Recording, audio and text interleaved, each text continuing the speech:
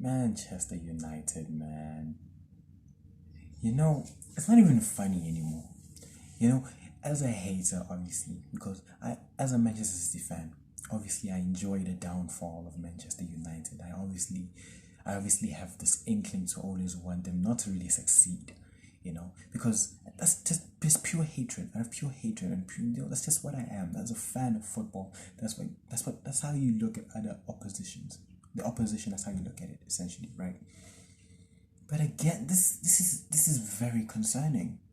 This is very, very concerning for a Manchester United team to perform at this level against the Fulham team.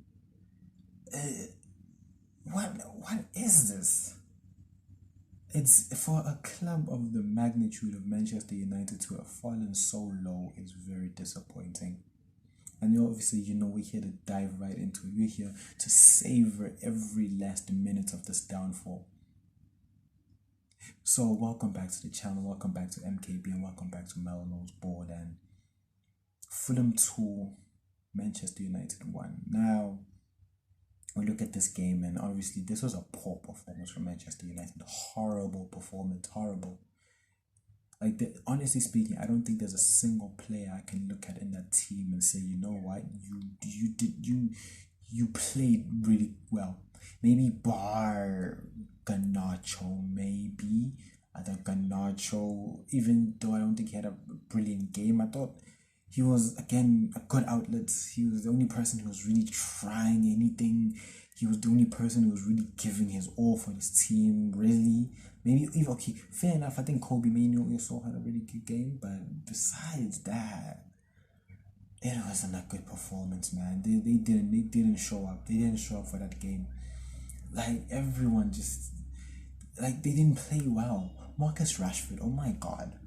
Like Marcus Rashford, right? I remember I even talked to my friends about this, right? Marcus Rashford personally, I personally don't rate Rashford very highly.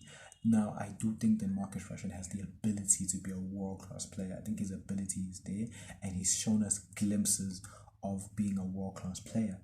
But if you're not going to be consistent with that, if you're not going to perform at that level every single season, you know what I'm saying, you're not going to perform at the level when your team needs you to, then I can't consider you a world class player. And that's just what Marcus Rashford showed in this game. Like Marcus Rashford in this game was just lazy. There was no pressing, there was no trying. Whenever he lost the ball, he would just give up. He wouldn't try any harder. What is this about Rashford? What is it about Rashford?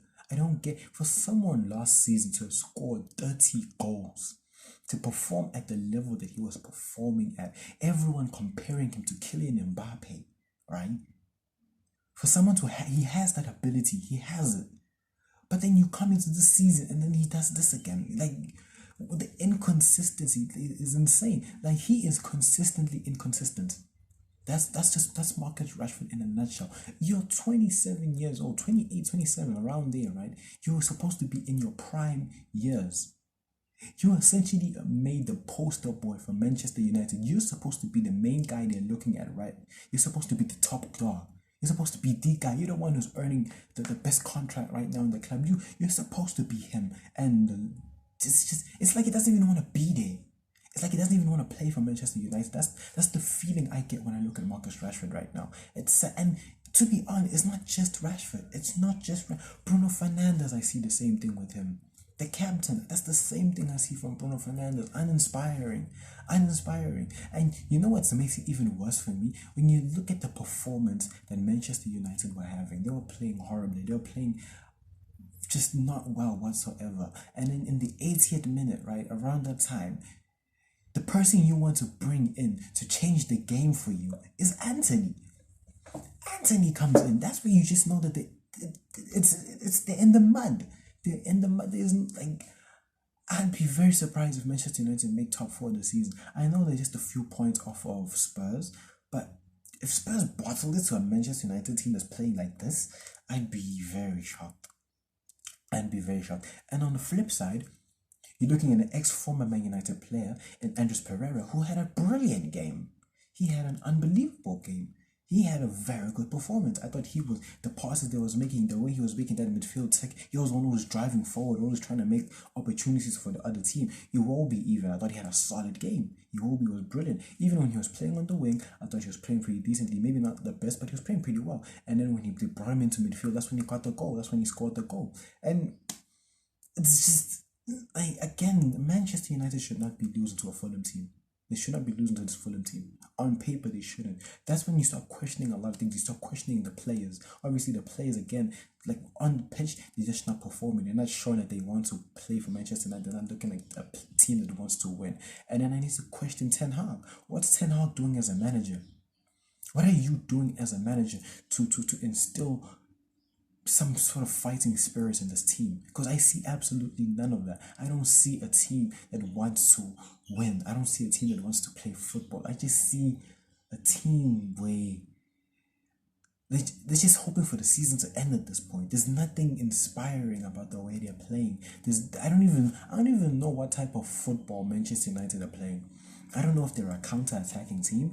I don't know if they're a team that play possession-based football. I don't know if they're trying to play low block. I don't know what they're trying to do. I'm watching this game. I don't even understand what tactics have been implemented into this team. I don't get it. I don't understand it. And the fact that you are relying on someone like Scott McTominay to try and bail you out because he came onto the pitch. You're relying on someone like him to try and bail you out. You're relying on someone like Harry Maguire to score a goal for you.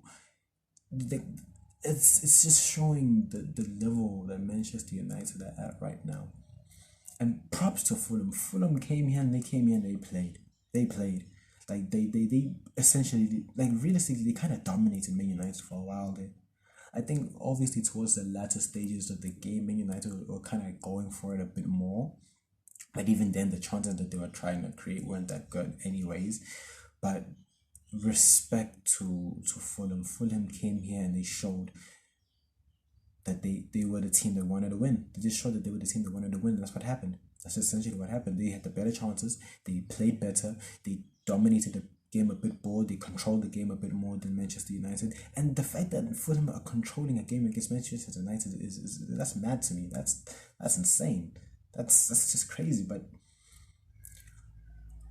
it's crazy to look at it and you think to yourself, again, obviously in this game, Hoyland wasn't in this game, right? He missed the game due to injury. And you can really see that they're missing him. Like, no one else was threatening in front of goal.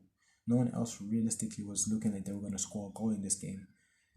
And you're missing someone who was in form. In Hoyland, I think he was scoring like 6 goals already now in the Prem or something like that, or 6 or 7. Someone like him goes missing, and then no one else wanted to step up. No one else looked like they were going to step up for the team. Rashford, where were you? Garnacho, you didn't. Yes, you played well, but didn't really do much realistically. You know what I'm saying? Like, where the big name players? Bruno, step up, please rise. Nothing. No. Like, what else are you gonna do? And it's another thing. Just this relying on these youngsters, man. When there's so many experience in the team, to me is also just insane. The fact that you're relying on a Hoyland, you're relying on a Kobe Mainu, you're relying on a Garnacho, dude. You're relying on these youngsters to be the one who brings you moments of brilliance every single game. It's insane to me. It's actually insane, but it just shows where Man United are right now. It really does show. Question again. You gotta always just keep questioning Ten Hag. You have to be questioning him. What is he doing for this team? Like really, like for someone who had a decent season last season honestly finishing in the top 4, winning a trophy, getting to 2 finals, right? Obviously won the Carabao Cup and got to the FA Cup final. You know what I'm saying? And it was looking like this was a good building block. Like okay, Ten Hag came in, he did this. Obviously he didn't really realistically have a start of play, but people understood. They gave him that leeway because you know what, you got us European football, you got us a trophy, and got us to 2 finals. This is what you did for us. Next season, finally want you to implement your style of play and everything like that, and show us now. Like start challenging for bigger things, right? That's essentially what it is. And now in the Champions League, they're already out of the Champions League. They started the season horrifically. A lot of the players who were performing last season are no longer performing now. Players that Ten Hag wanted to sell are players that he's starting and relying on. Scott McTominay he wanted to sell. Harry Maguire he wanted to sell. These people are now starting game in, game out now.